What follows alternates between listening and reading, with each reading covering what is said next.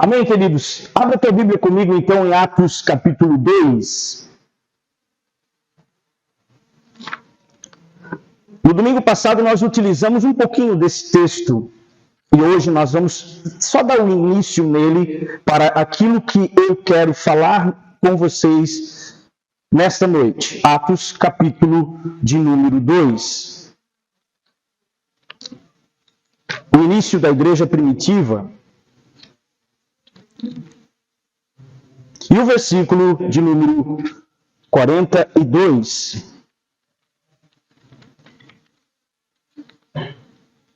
Todos acharam? E diz assim: eles perseveravam no ensino dos apóstolos, na comunhão, no partir do pão e nas orações. Em cada alma, em cada pessoa, havia pleno temor, e muitos feitos extraordinários e sinais maravilhosos eram realizados pelos apóstolos. Todos que criam estavam unidos e tinham tudo em comum. Vendiam suas propriedades e bens e dividiam o produto entre todos segundo a necessidade de cada um. Diariamente continuavam a reunir-se no pátio do templo, partindo o pão em suas casas e juntos participavam das refeições com alegria, sinceridade de coração. E o 47, louvando a Deus por tudo e sendo estimado por todo o povo, e assim a cada dia o Senhor ajuntava a comunidade as pessoas que iam sendo salvas. Amém? Esse texto é um texto muito bacana e ele é o start do que eu quero falar para vocês nessa noite. Na semana passada eu falei um pouquinho sobre o resultado da igreja primitiva. E a igreja primitiva deve ser o modelo da igreja atual. Se nós não estivermos nos comparando ao resultado da igreja primitiva, nós vamos perder a essência da verdadeira igreja. Porque a igreja primitiva, ela agia no Espírito, ela se movia no Espírito e ela alcançava as nações. Veja que havia muitas coisas que eles viviam entre eles que era muito bom, e o resultado disso é que o Senhor agregava àquela comunidade as pessoas que iam sendo salvas. Interessante, por quê? Porque a palavra diz que, o 47, louvando a Deus por tudo, sendo estimados por todo o povo. Como assim sendo estimados por todo o povo? Porque quem olhava a igreja tinha vontade de estar nela. Diga para o teu irmão, a igreja primitiva abriu os olhos das pessoas. A igreja primitiva, ela era desejada. Isso que eu quero que você entenda. A igreja primitiva era desejada. E eu te pergunto hoje, a igreja atual é desejada? A igreja atual é desejada? Isso que nós precisamos entender, na verdade. Nós precisamos entender que somos o modelo de uma igreja que precisa ser desejada. Precisamos ter o modelo da igreja primitiva que as pessoas passavam na frente dela e diziam, eu quero estar lá dentro. Eu quero fazer parte desta casa. Eu quero ser igual aquele irmão que entrou na igreja e agora está mudando de vida.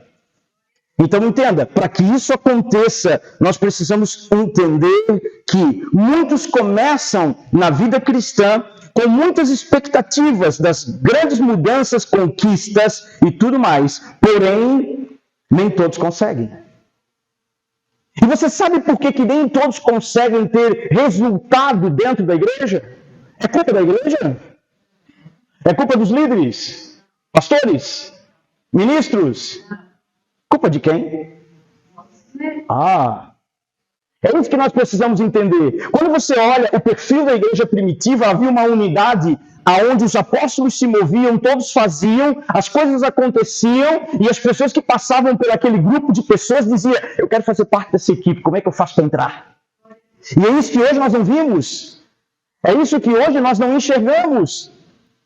Infelizmente, isso tem acontecido, mas deixa eu te dizer uma coisa, qual é o nosso papel? Resgatar as coisas boas. Qual é o nosso papel? Curar todas as coisas. Qual é o papel da igreja aqui na terra? Restaurar todas as coisas. E deixa eu te dizer uma coisa, a primeira coisa que precisa ser restaurada na nação brasileira e fora da nação brasileira é a igreja. Uma coisa que hoje precisa ser restaurada, vou repetir, para que haja desejo no coração dos que estão lá fora, é a restauração do corpo dentro dele. Porque quando o corpo é restaurado dentro dele, as pessoas que passam lá fora querem estar aqui dentro. Porque elas veem cura, elas veem milagre, elas veem restauração, elas veem mudança de vida, transformação, e isso faz com que essas pessoas queiram estar aqui dentro. Quem entende o que eu falo? Então entenda, muitos quando se convertem, entenda uma coisa, eles se convertem e começam a sua vida cristã com muitas expectativas. Você lembra quando você se converteu? Lembra quando você aceitou a Cristo ou que você começou a andar com Deus e você gerou um monte de expectativas através daquilo que você começou a ouvir? Lembra que isso era bom em você e você queria todos os cultos estar na igreja, todos os dias você queria se mover, você queria sempre estar presente, você queria sempre estar junto dos irmãos e você dizia assim, poxa, agora só amanhã, meu Deus do céu, e só quarta, e só sábado e domingo? Não, peraí, eu quero todos os dias. Quem queria assim todos os dias? E por que não quer mais hoje? Deixa eu fazer você entender uma coisa. Nós precisamos entender que para ter o sucesso, para obter o sucesso na minha vida pessoal com Deus, tem algumas regras. E entenda uma coisa, quando eu consigo o sucesso, o meu sucesso, eu vou conseguir atrair as pessoas que se espelharão em mim ou olharão para o meu estilo de vida e a mudança de vida que tenho. Agora, quando eu não tenho sucesso dentro da carreira cristã, as pessoas não querem o que eu tenho. Então vamos entender mais ou menos? É mais ou menos assim. Quando uma pessoa ela se converte ao cristianismo e ela vem para a igreja, se ela começa a ter sucesso na sua caminhada, ela começa a crescer na sua caminhada e dar bons frutos, toda a família que está próximo dela começa a ser movida. Toda a casa que está próximo dela começa a ser chacoalhada. As pessoas começam a olhar aquela pessoa e elas começam a ver resultados na vida dela e elas querem ter esse resultado também. Mas o problema hoje é que muitos se convertem, entre aspas, muitos estão, porém, não conseguem ao longo do tempo ter bons resultados, sucesso em sua vida cristã.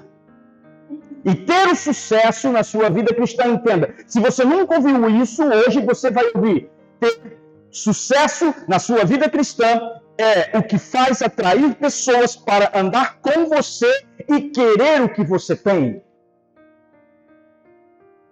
Quem já ouviu aquela frase? Ah, ser crente igual isso eu não quero. Quem já ouviu? Não, ser crente igual o irmão ali, não dá, não tem condições. Só que isso já está há muito tempo rodando. Ao longo que hoje nós precisamos, eu falo para vocês, 90% hoje de todas as pessoas que vêm para a igreja e retornam à igreja, sabe o que elas falam? Olha, eu estava desacreditado de igreja. Estava desacreditado de líder. Estava desacreditado de pastor. Mas eu tenho visto algo novo e isso tem me atraído. Então entenda, é isso que precisa trazer mudança. A nossa mudança, a nossa conquista diária através do Evangelho é que atrai pessoas. E a minha pergunta para você é, nessa noite, você tem tido bons resultados de sucesso em sua vida cristã? Você tem alcançado bons resultados em sua vida cristã? E você talvez pergunte assim, mas como que eu então consigo bons resultados na minha vida cristã? Como que eu adquiro mudança? Como que eu adquiro transformação, mudança, resultados? Para obter esses resultados na vida cristã, tem alguns segredos. E esses segredos eu quero compartilhar com vocês nessa noite. O primeiro deles está aqui no livro de Atos, capítulo 2, versículo 42. Dá uma olhada lá comigo. Diz assim, eles perseveravam na doutrina. Eles perseveravam no ensino ou na doutrina. Primeira coisa que você precisa entender, para ter bons resultados de sucesso em tua carreira cristã, você precisa permanecer no aprendizado. Se você não permanecer no aprendizado, você se torna um crente raso. E se você se tornar um crente raso, qualquer vento de doutrina abala você. Se você se tornar um crente raso, qualquer profetada derruba você. Eu vejo que algumas pessoas de vez em quando mandavam para mim alguns vídeos, né, perguntando, apóstolo, o que o senhor acha dessa profecia? Porque a maioria das profetadas são tudo catástrofes. Já viu? Já viu?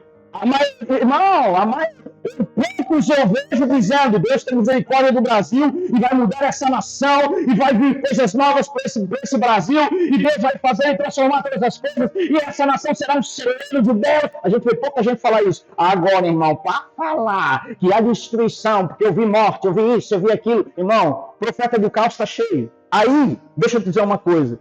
Se você não tem o entendimento da palavra, o conhecimento das escrituras, o discernimento das coisas que já aconteceram e daquilo que ainda há de acontecer, você acredita e fica desesperado, apavorado e cai do cavalo. Por quê? Porque você não tem discernimento, você não aprendeu. Então a primeira coisa que você precisa ter para obter bons resultados no cristianismo, no evangelho, a primeira coisa é persevere aprendendo. Persevere lendo a Bíblia, aprendendo, buscando. Não seja um crente raso que lê a palavra de Deus só quando está na igreja e olhe lá, leia todos os dias. Se você tem dúvida de algumas passagens, de algumas situações, procure entendimento por aquele que sabe para te instruir naquilo que você tem dúvida, mas aprenda. Não se deixe levar. Aprenda, busque todos os dias, porque a igreja primitiva, um dos resultados que ela tinha era que aqueles homens, eles permaneciam no aprendizado. Aquelas pessoas aprendiam constantemente com o ensino dos apóstolos. E era isso que fazia diferença. E hoje, meu irmão, deixa eu te dizer uma coisa. Infelizmente, dentro da igreja, a gente tem muitos cristãos que não conseguem discernir a palavra de Deus, não conseguem interpretar corretamente as escrituras, porque não gosta de aprender. Aí eu te pergunto, o cristão que não busca ensino, não busca entendimento, não busca sabedoria, adquire maturidade? Responda para mim. Não. E pela falta de maturidade, muitos dentro da igreja estão sendo enganados. Pela falta do conhecimento das escrituras, muitas coisas que muitas pessoas praticam, achando que está tudo certo, porque todo mundo está fazendo, está legal, e não está. Tem muita coisa que eu vejo hoje muitos cristãos fazendo, achando, não, mas o fulano faz, está tudo certo, que eu vou dizer uma coisa para você, se você me procurar lá naquele escritório e buscar saber se o que você está fazendo é certo ou errado, eu posso te trazer uma triste notícia.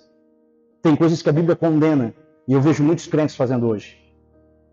E eu, não somente aqui, porque quando chega e faz errado, a gente ensina. A gente chama lá no escritório e fala, né? Avisa. Eu digo, gente, isso não é legal. Eu já vou dizer, meu parecer para isso não é bacana. Eu não acho legal isso. Eu falo aqui no altar claramente, abertamente algumas coisas. Eu digo, gente, isso aqui o Senhor abomina. Isso aqui o Senhor não aceita. Isso aqui não é bom. Algumas pessoas pegam, né? Outras, eu não ouvi, o que foi mesmo que ele falou? Deixa quieto, amanhã eu resolvo. Vamos embora. E continua fazendo errado. Então, primeiro ponto para se obter sucesso na vida cristã é o quê? Perseverar aprendendo. Diga, eu preciso aprender todos os dias. Segundo ponto, 1 Samuel capítulo 15. Abra lá então comigo, em 1 Samuel capítulo 15.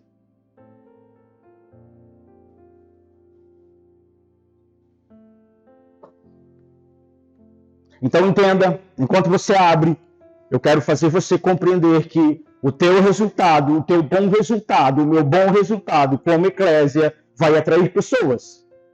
Ninguém vai ser crente, ninguém vai querer ser um crente meia boca, ninguém vai querer ser um crente mentiroso, um crente que vive uma vida errada, ninguém quer ser assim. Todo mundo quer ser o exemplo de alguma coisa que é certa. Amém? E para ser certo, você precisa dar bons resultados e ter bons resultados na vida cristã.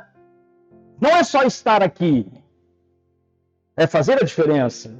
Deixa eu te falar uma coisa. Quando eu me converti, eu parei para pensar comigo assim, bom, eu me converti muito novo, muito cedo. Muito cedo. Me converti de 13 para 14 anos, imagina. Eu pensei comigo uma coisa, mas eu não sou tão vivido assim. Só que tem um detalhe. Se eu vou, eu vou. Se eu vou buscar, eu vou buscar. Se eu vou ser, eu vou ser. E logo em seguida, depois que eu me converti, eu ganhei toda a minha família para Cristo, inclusive minha mãe que está aqui. Toda a minha casa, meus avós, todos, minha tia, minha mãe, todos foram para Cristo. E a minha pergunta para você é, a tua família está em Cristo? Os teus filhos estão em Cristo? Por que não? Por que muitos filhos não estão em Cristo? Você quer saber? Porque nós deixamos algo para trás. Nós precisamos resgatar. Por que os nossos parentes não estão em Cristo? Porque muitas das vezes não acreditam na gente. E a minha pergunta para você é, os teus parentes acreditam em você?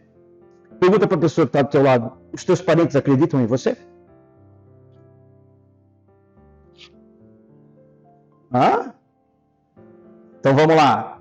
1 Samuel capítulo 15. Segundo ponto, obedecer. Não há como, não existe como você ter bons resultados na vida cristã se você é desobediente. Não tem como. E é o que mais nós vemos hoje. As pessoas, elas se convertem, elas vêm para a igreja. E aí, de repente, na situação, no meio do caminho, alguma coisa acontece que elas já não concordam e acham que não é, e porque talvez mexa com algo interno, mexa com ferida, e aí é muito mais fácil retroceder no crescimento do que obedecer. E quando você retrocede no teu crescimento, você não chega ao sucesso. Você não chega ao resultado.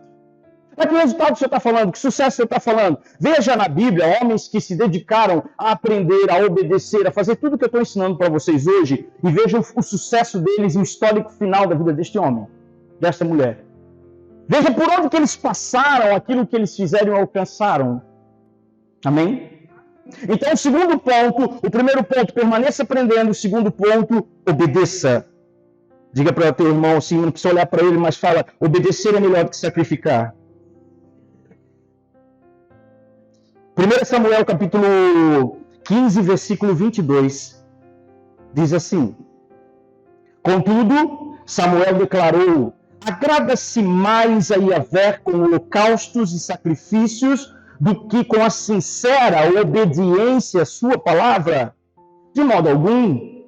A obediência é melhor do que o sacrifício, a submissão de coração é mais do que a gordura de carneiros. Deixa eu te contar uma coisa. Esse rei aqui, que foi rejeitado, e a minha pergunta para você é, Deus rejeita alguém? Acabou de rejeitar aqui. Deus pode rejeitar alguém. Por quê? Porque Deus não tem parte com o pecado. Deus ama o pecador, correto? Mas ele não tem parte com o pecado. Deus amava Saul, sim ou não?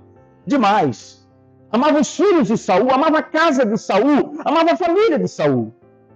Mas Saul, ele foi ungido por um homem chamado Samuel, que estava na posição de pastor na vida de Saul. Eu olho para a Bíblia, sabe o que eu acho tão interessante aqui nesse texto? É que eu vejo um rei que era a autoridade máxima sobre toda a nação de Israel.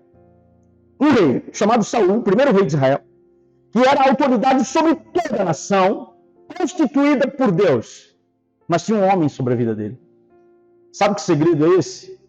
Se você não tiver alguém sobre a tua vida, talvez o teu sucesso não seja conforme Deus determinou. Talvez o teu alcance não seja tão longe. Quando Deus levanta um rei sobre Israel, ele não chega diretamente falando com o rei. Entenda isso. Deus não chega diretamente falando ao rei. Deus levanta um pastor primeiro. Deus levanta um líder primeiro. E diz a esse líder que levantaria da casa de Jessé, o belemita, um de seus filhos, ou melhor, que levantaria agora um rei sobre a nação, que seria o primeiro rei, que seria Saul, e esse rei governaria para sempre. Ei, estava no plano de Deus destruir a família de Saul? Então, eu quero que você entenda uma coisa: os planos de Deus para você são bons. Diga comigo, os planos de Deus para minha vida são bons. Profetiza comigo, diga assim, ó, os planos de Deus para mim são eternos. Diga para mim, os planos de Deus para mim são agradáveis. São planos de paz. Diga, são planos de paz. São planos de amor. São planos de prosperidade. São planos de cura. Tem alguém que pode impedir isso? Quem? Você. E os planos de Deus para Saul é que ele reinasse e depois dele viria um rei. Olha, deixa eu te contar uma coisa. Se Saul não tivesse pisado na bola, depois dele viria provavelmente Jonathan. E Jonathan era um cara de um coração e seria um dos melhores reis de Israel. Eu tenho certeza, porque Deus tinha algo com Jonathan. Mas escute, por causa do pecado de Saul, Jonathan morre. Os filhos morrem. E toda a descendência de Saul cai por terra. Eu vou te dizer uma coisa, essa semana, deixa eu te contar uma coisa. Essa semana foi no domingo passado que nós tivemos um trabalho aqui para os pais e filhos, né? E eu estava orando a Deus, e sabe o que Deus ministrou no meu coração na madrugada? Ele disse para mim o seguinte: há um engano dentro das casas.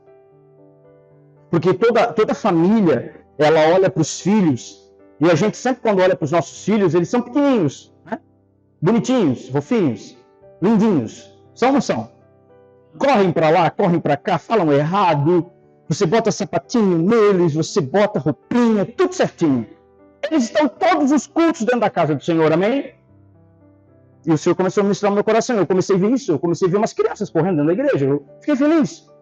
Eu comecei a ver umas crianças correndo dentro da igreja. De repente, Deus me mostrou, escute, as crianças correndo com a mãe sozinha.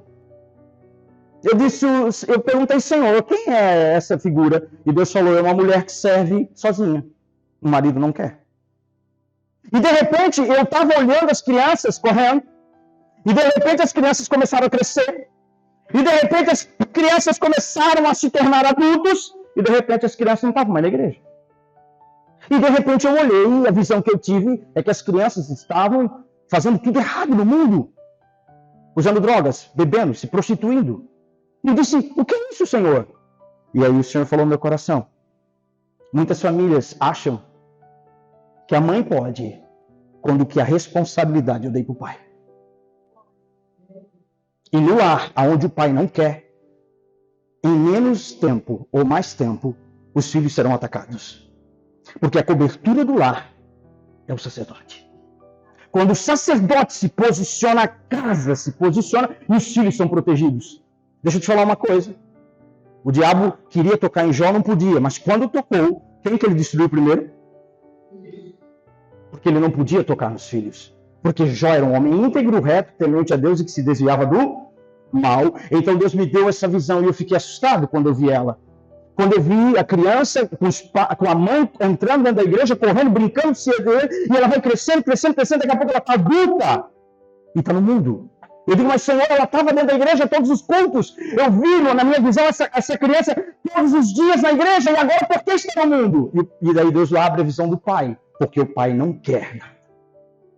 Então, a casa continua vulnerável. Deixa eu dizer uma coisa para você. Porque Saul desobedeceu, todos os filhos pereceram. Pais, se posicionem. Você, pai que está me vendo pela internet, ou onde esse vídeo vai chegar, se posicione hoje, para que o futuro dos teus filhos seja promissor. Depois não chore, para que Deus resgate aqueles que estão no mundo. Porque se você se posicionar hoje, com certeza, Deus vai trazer cura e vai dar sequência à posteridade que Deus tem sobre a tua casa e sobre a tua família. Você pode aplaudir o Senhor, igreja?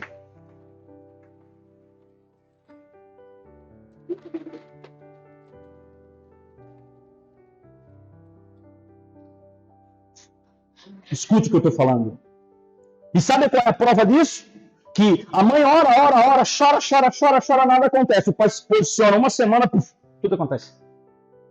É ou não é? O marido se posiciona, o sacerdote se posiciona, ele vai orar, ele busca Deus, pum, tudo acontece. Tudo rompe. Por quê? Não queira ir contra aquilo que é natural. Não queira ir contra aquilo que é natural.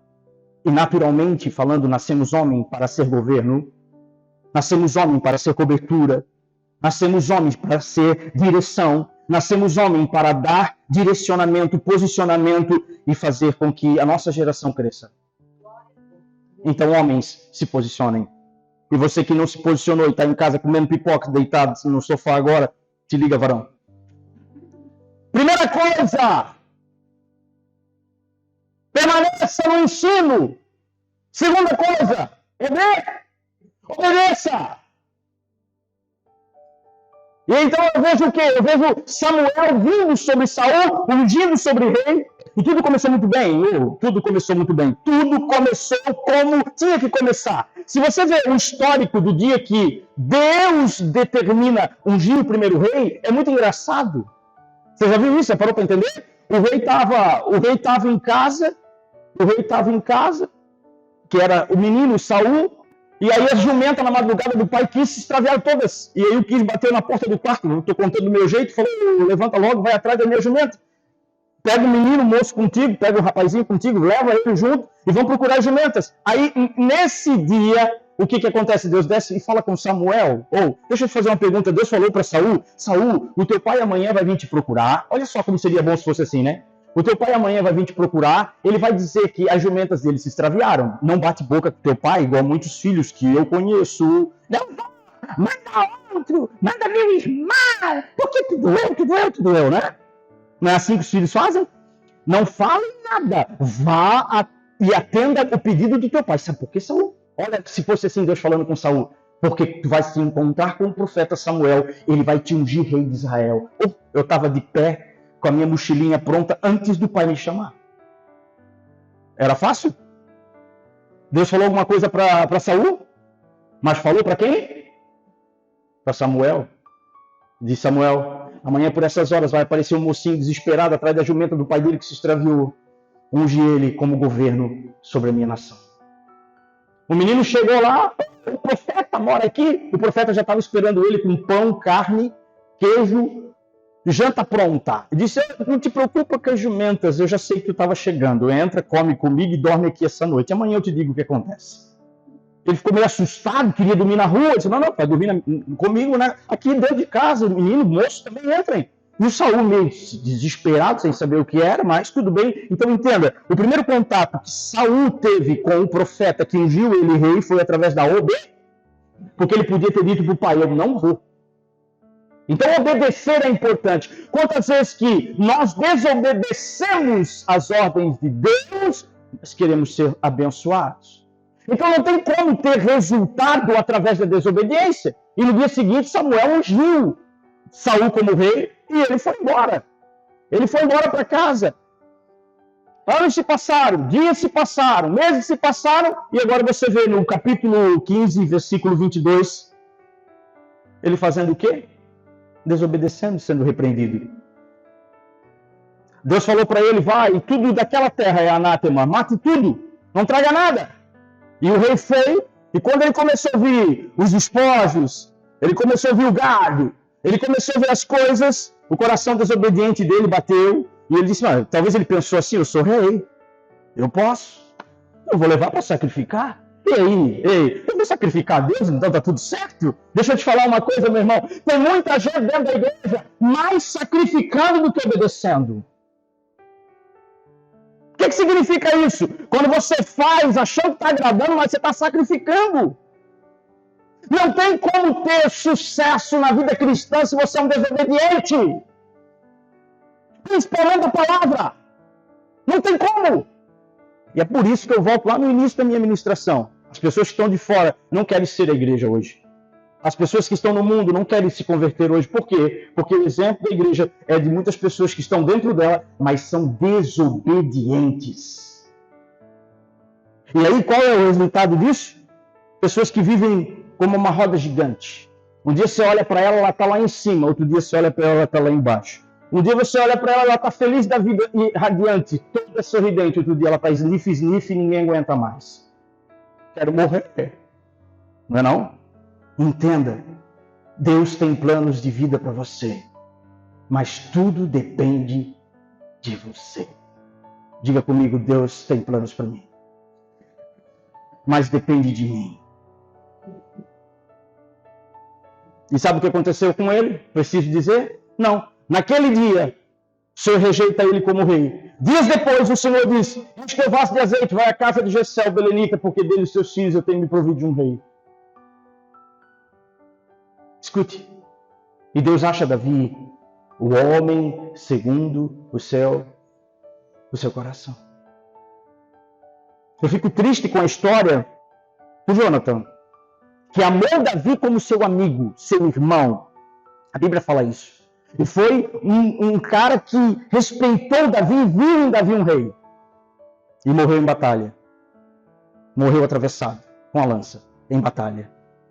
Por causa do pecado do pai. Por causa da desobediência. Terceiro ponto, esse é o segundo ponto. Então vamos recapitular. Primeiro, continue aprendendo, busque aprendizado. Não pare de estudar, não pare de ler. Olha, para quem não sabe, aqui nós temos uma biblioteca gratuita dentro da igreja. Você pode pegar qualquer livro ali, sem custo algum, ler e devolver para essa biblioteca. Você só precisa falar com a pastora Márcia. Mas deixa eu te fazer uma pergunta. Aquela biblioteca está cheia ou vazia? Olha lá. Está cheia ou vazia? Está cheia. Claro, tu não quer estudar. Tu não quer ler. Tu quer acreditar na historinha da internet? É muito mais fácil o crente se alimentar das historinhas furadas da internet do que buscar na Bíblia e buscar no entendimento. E aí, de vez em quando, eles me procuram. Aí, apóstolo, viu aquela visão, aquela profecia? Eu nem respondo. Nem respondo mais. Eu digo, não vou me responder porque posso ser grosso. Não quero ser grosso. Então aprenda, obedeça. Terceiro ponto, Romanos 12. Vamos comigo em Romanos 12.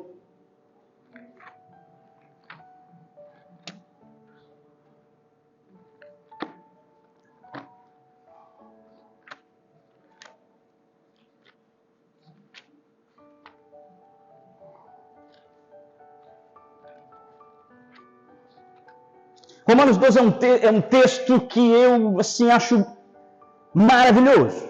Porque Romanos 12, gente, Paulo, quando escreve essa carta aos Romanos, ele é muito profundo. E o capítulo 12 é assim... O capítulo 12 é psicológico. Não é não? Quem faz psicologia não fala, né? A nossa irmã Aline, que faz psicologia, e outros tantos mais, está estudando bastante, sabe do que eu estou falando? Romanos 12 é uma das revelações mais profundas da Bíblia sobre crescimento, porque ele vai falar de coisas interessantes. Ele vai falar assim, o versículo 2, vamos começar, Romanos 12, 2. E não vos amoldeis ao sistema deste mundo, mas sede transformados pela renovação das vossas mentes. Legal, né? Porque tem um resultado.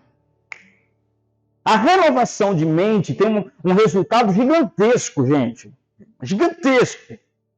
Se eu fosse pregar só o capítulo 12 de Romanos aqui, eu ia ficar horas falando para você que a renovação de mente, as novas sinapses que você abre, tudo isso, é muito profundo, é muito grande. Só que aí ele fala o seguinte, para que experimenteis qual seja a boa, agradável e perfeita vontade de Deus. Ei, posso te fazer uma pergunta? Posso? Você não vai se constranger? Galerinha da internet, não vai se constranger? Você está experimentando a boa, perfeita e agradável vontade de Deus hoje na sua vida? Não responda. Você está?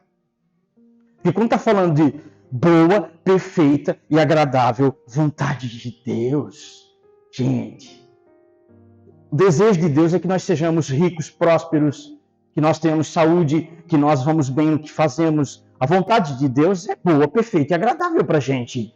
Mas para experimentar isso na nossa vida, a gente tem que fazer o quê? Renovar a mente. É o que Romanos fala.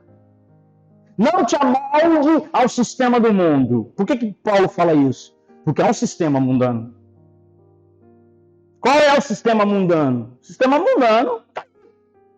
E se nós não tomarmos cuidado, o sistema mundano entra dentro da igreja. Você não tem visto hoje o sistema mundano entrando dentro da igreja? Sim ou não? Sim. E você vai ver piorar esse sistema mundano até que algo comece a acontecer e que isso comece a despertar a igreja dizendo, eu não sou isso, eu não quero isso para a minha vida e pronto. Mas se nós como líderes não tomarmos cuidado, o sistema mundano entra dentro da igreja. Então Paulo está dizendo o seguinte, gente, não amoldem-se. Sabe o que é não amoldem-se? É não tome o costume das nações lá fora, ou não se deixe levar, mas transforme a vossa mente. E o que é isso? O terceiro ponto é, sem renovação de mente, não tem sucesso na vida cristã. Aí eu vou te falar, gente, as pessoas ficam estagnadas. E às vezes você vai conversar com elas, sabe por que elas estão estagnadas? Porque elas não renovaram a mente.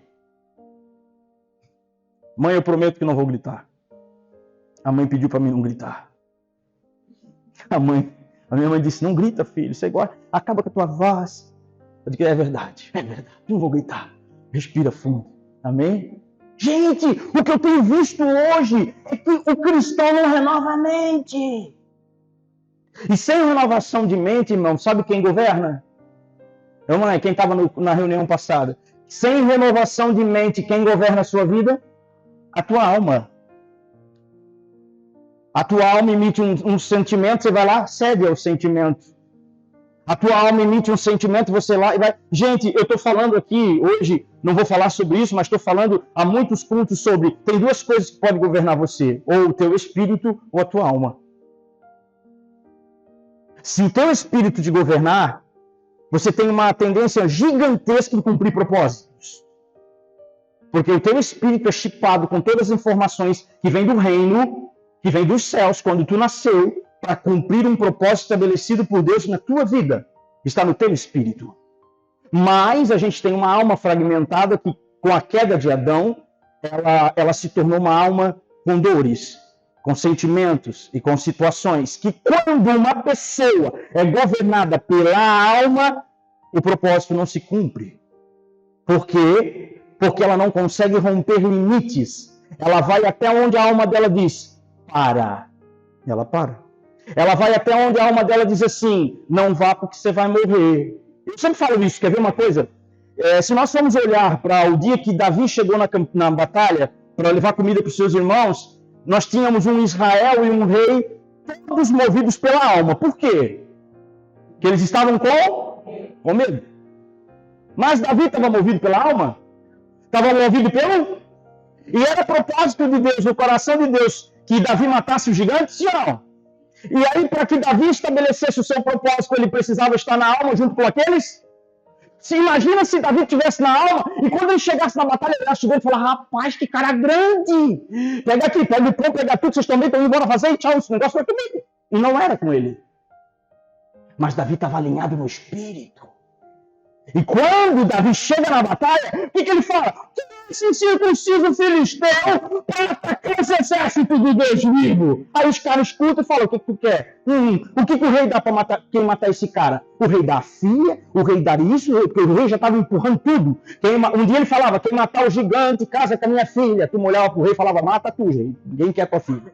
No outro dia, quem matar o gigante não paga mais imposto. Não tem problema não, vamos só pagar imposto.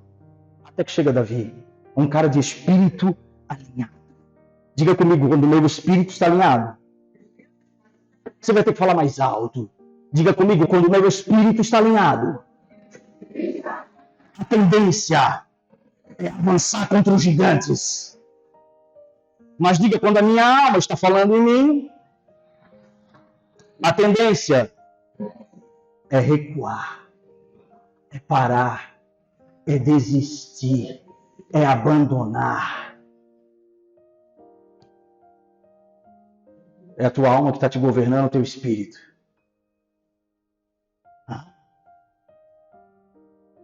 É simples de descobrir alguém governado pela alma. É inconstante. Não consegue. Luta, luta, luta, luta, mas não sai do lugar. Já viu o cachorro correndo atrás da cola? É tão legal, engraçado, né?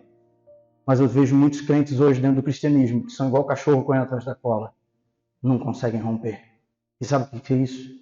A alma que governa. As dores governam. Os sentimentos governam. Quando o meu espírito está alinhado, eu não temo nem a morte. Nem a morte. Porque nada pode nos separar do amor de Deus. Nada. Terceiro item para você ter sucesso na vida cristã é renovação de mente. Aí quando eu falo para tu de alma, é o seguinte, como é que se renova a mente? Vamos lá. Peraí, vamos lá. Agora eu vou te dar um exemplo. Pessoal da internet, se liga aí, quer ver? A renovação de mente é assim, quer ver? É mais ou menos assim. Você está na igreja agora e o pastor fala para tu que tu pode ser governado tanto pela tua alma como pelo espírito. O pastor acabou de dar um exemplo e você olha para dentro de você e fala: meu Deus, estou lascado. Eu sou governado pela alma. Acabei de descobrir isso. Você está renovando tudo? Claro. Porque tem gente que está aqui e nem sabe onde é que está o negócio. O que o pastor pregou mesmo? Tem gente que está dentro da igreja, irmão, não está na igreja, está em casa. Como que renova a mente? Nunca. Tem gente que está na igreja, mas o culto começa, acabou já. Vamos para casa, tchau. Vamos para a pizzaria, vamos comer um lanche, acabou. Renovação de mente é você estar na igreja e fazer parte, vivenciar aquilo. Aí eu digo para você, gente, tu é governado pela alma ou pelo espírito. Imediatamente, o que você faz? Uma avaliação. O que é, meu Deus do céu? Aí tu vai, ele igual eu quando apanhava, quando Deus falou para mim assim, eu era muito assim, tudo que pregava era para um, era para outro, mas para mim nada era. Eu era um crente assim, já estava com 18 anos de crente, já do evangelho, cristão, como vocês querem que eu fale, eu falo. Cristão, crente, como vocês quiserem. Eu estava sentado no meio da igreja, tudo que se pregava era para um, para outro, eu sempre dizia, fala Deus, sabe o fala Deus? Fala Deus, é para ele, é para aquele. Eu cutucava a massa está de prova aqui, ó. Minha esposa está de prova. Eu cutucava a massa falando, barbaridade, Deus está falando para aquele cara, tu sabe? Porque eu sabia que, tá? Aí Deus um dia falou para mim, eu tenho uma grande obra na sua vida. Eu disse, glória a Deus, amém, que bênção, estou feliz. Aí Deus falou, saia do lugar que tu senta e senta na primeira cadeira. Eu digo, o quê? Na primeira cadeira. E a partir de hoje, tudo que pregar não é para os outros, é para você. Gente, eu apanhei tanto naqueles 2 anos e meio. Eu apanhei tanto naqueles 2 anos e meio. Mas entenda uma coisa, sabe o que acontecia comigo? O pastor pregava, eu não tinha como olhar para trás e dizer que era para alguém. E acabou esse negócio de lembrar das pessoas. Eu lembrava de mim. Porque Deus falou comigo na revelação que Ele deu, que eu precisava olhar para dentro de mim. E olhar para dentro da gente é fazer renovação de mente. Diga, quando eu olho para dentro de mim, eu renovo a minha mente. E aí eu estava no culto, gente, e eu queria fugir para um lado, fugir para o outro, não dava, cutucava, torcia, batia o pé, fazia assim, e eu ficava apavorado. E Deus ia falando e aquilo entrando dentro de mim, me rasgando por dentro. Porém, eu entendi uma coisa, eu só vou ser o que Deus quer que eu seja se eu renovar a minha mente e mudar de vida. Quem entendeu? Então, o terceiro item para ter resultados positivos na vida cristã é renovação de mente. Não tem como tu te enganar. Porque tu não é a última bolacha do pacote, nem a última Coca-Cola do deserto. Tu és igual a todos. Eu sou igual a todos. Eu preciso de mudança. Eu preciso de transformação constante todos os dias. Todos os dias eu tenho que acordar e orar e de misericórdia de Deus. Amém? Todos os dias eu tenho que ouvir uma palavra, eu tenho que ser ministrado por Deus, eu preciso reconhecer meus erros, minhas debilidades, e isso é renovação de mente. É sair daqui do culto, não com um sorriso aqui. É sair daqui do culto assim, ó. Eu? Já tomou aquela injeção da Getacil? Né? A Débora uma vez, minha filha, tomou 2, uma do lado, outra do outro. Ela saiu assim, ó. Tu sai duro, mas tem que ser, porque o crente que leva uma vida errada, entra dentro da igreja e sai do mesmo jeito, como se nada tivesse acontecido, não tem resultados da vida cristã. A vida é a mesma. Os anos se passam, as coisas são iguais. Terceiro ponto, renovação de mente. Renovação de mente. E o último ponto, Mateus 7.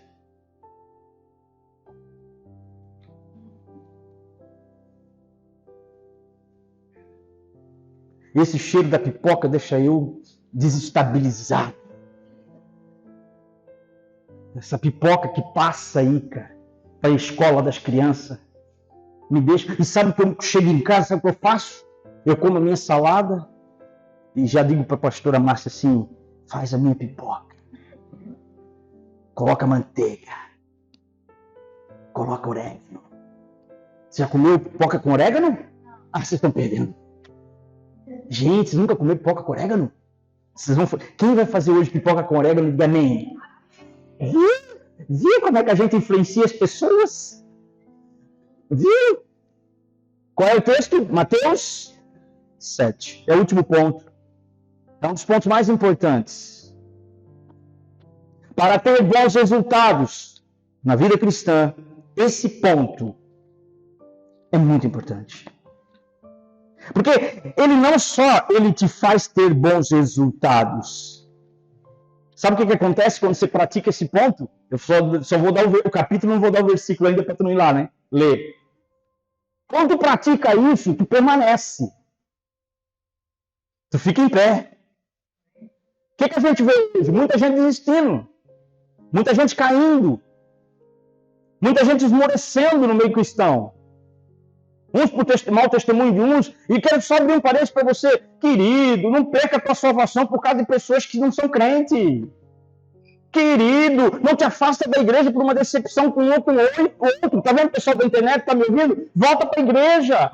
Eu me decepcionei com isso. Eu me decepcionei com aquilo. Querido, Cristo te decepcionou? Fala. Então o homem pode todas as coisas. Eu não olho para as pessoas, eu olho para Cristo. E olho para o meu pastor. É claro, esse negócio que as pessoas dizem assim, olhe para Deus, não olhe para mim, isso está errado. O líder é um foco, amém? Mas não te afasta da igreja porque você decepcionou, porque o diabo sabe, olha lá, o diabo sabe da tua dorzinha de alma. E o crente é dodói, sim ou não? Viu? A alminha lá rejeitada, a alminha lá não sei o quê. Aí vem lá, né, o espírito, aí vem lá, né, as coisinhas ruins na alma, né? Tá vendo? Ninguém te ama naquela igreja. Ninguém te cumprimentou. Ninguém te deu oportunidade. Ninguém isso. Ninguém te reconhece. Lugar de reconhecimento é no ML. Ninguém, não sei o quê. Ninguém, né? Ninguém. Aí, acaba afastando-se. Só que a palavra do Senhor fala nesse texto, esse texto, que há dois tipos de homens. Vamos ler? Capítulo 7, versículo 24. O quarto ponto está aqui. Assim, todo aquele que ouve estas minhas palavras e as pratica, será comparado a um homem sábio que construiu a sua casa sobre a rocha. Caiu a chuva, vieram as enchentes, sopraram os ventos, bateram com violência contra aquela casa, mas ela não caiu, pois tinha seus alicerces na rocha.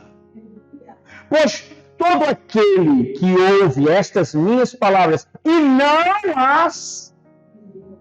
é como um homem insensato que construiu sua casa sobre a areia. E aí caiu a chuva, vieram as enchentes, sopraram os ventos, bateram com violência contra aquela casa, e ela desabou, e grande foi a sua ruína. Deixa eu te falar uma coisa, meu irmão. Todas as vezes que você olha para esse texto, a tua mente te leva a ver uma visão. Eu tenho certeza disso. Sabe qual é a visão que você vê? O homem construiu a sua casa sobre a... Primeiro homem construiu a sua casa sobre a rocha. O que você vê? Uma casa sobre a rocha. Quem vê uma casa sobre a rocha? Quem já foi na praia, lá no molho, pescar, né? Eu, China, vamos pescar lá, pastor Claudemir no molho. Quem já viu aqueles pedrão lá no molho? Grande. Aí você vê, quando você fala, eu leio contigo, que um homem sábio construiu sua casa sobre a rocha, o que você vê? Uma casa sobre uma rocha gigante.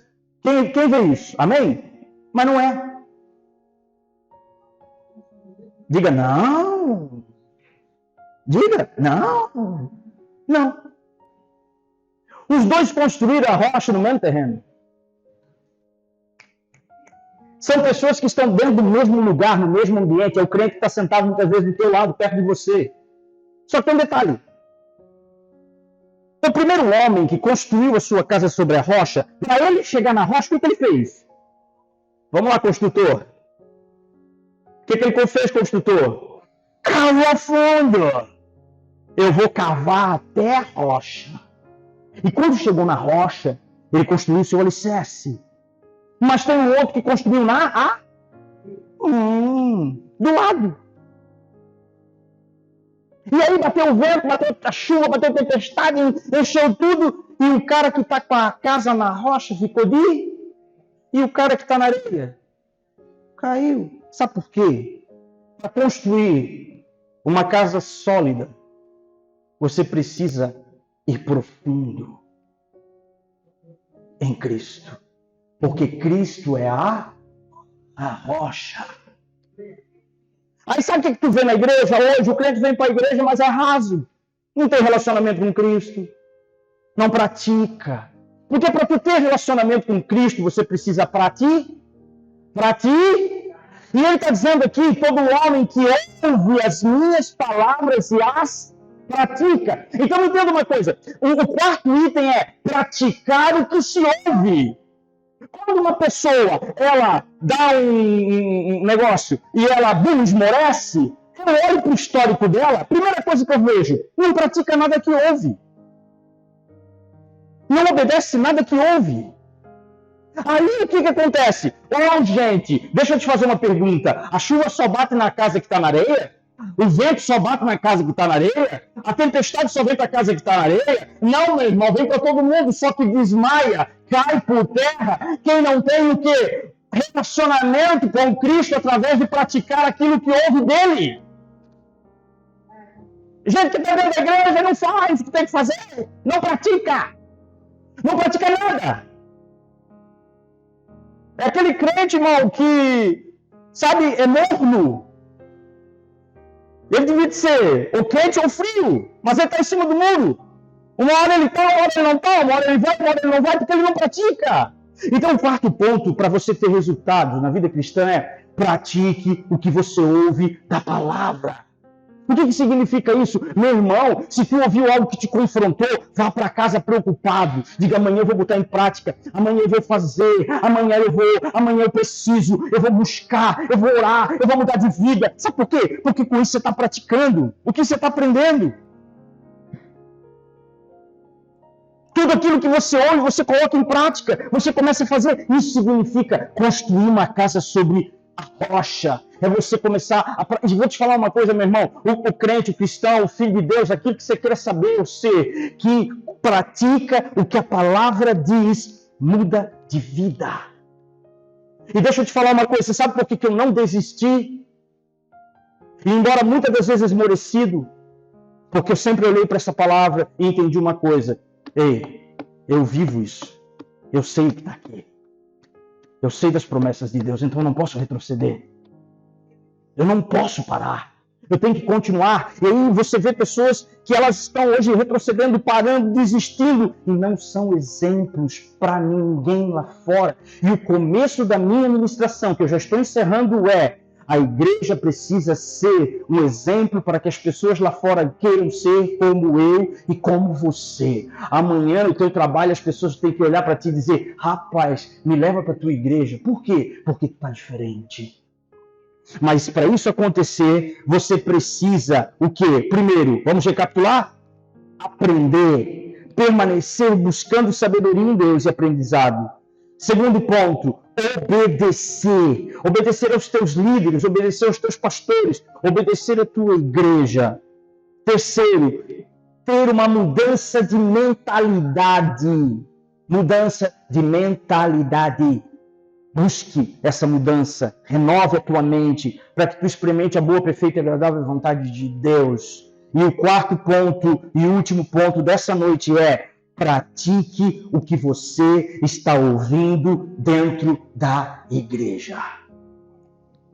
Porque senão, sabe o que vai acontecer com você? Já sabe, né? Fica de pé comigo nessa noite. Eu quero orar com você. Obrigado, pessoal da internet. Deus abençoe vocês. Amém?